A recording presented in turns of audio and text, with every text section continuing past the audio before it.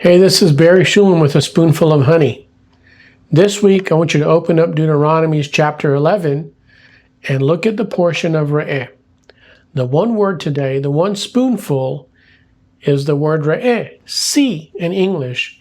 And I want you to notice that it's singular.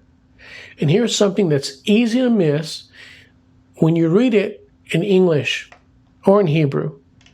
In the very first verse, Moses says, Re'eh anochi noten lifnechem hayom bracha uklala.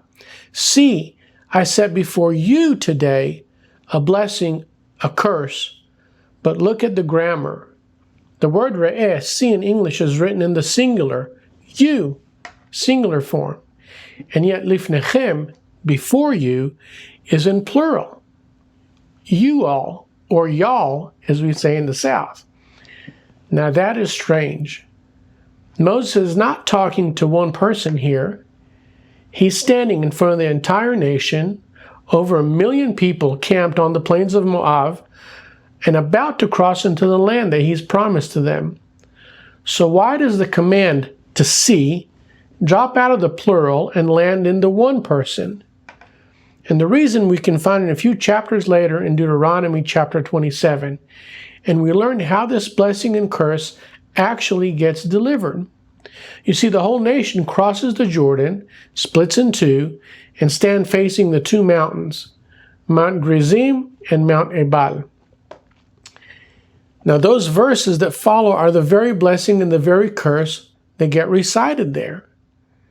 It is a massive, national, choreographed moment. Every tribe, every family, everybody is in position, and still the verb that opens the whole thing is singular. This is the whole message that's tucked inside one word. You see, the covenant can be a national covenant. See, the mountain is shared.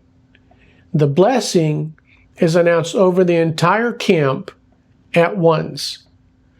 But the seeing is never automatic. You see, it's never inherited just by standing there, being in the proximity, in the right place, on the right mountain, in the right generation. Here's where it's personal. Each person, one at a time, has to actually see it and has to choose it for themselves. And the word hayom, today, is doing the same work. This is the same pairing that shows up again centuries later in the book of Hebrews, where it quotes Psalm 95 and says, today, if you hear his voice, do not harden your hearts. Not someday, not eventually. Today, the very word Moses used. In the book of Hebrews, it's repeated in 3 separate times, chapter after chapter, because the warning is the same one buried in Re'eh. Nearness to the blessing is not the same as receiving it. And here's where it cuts.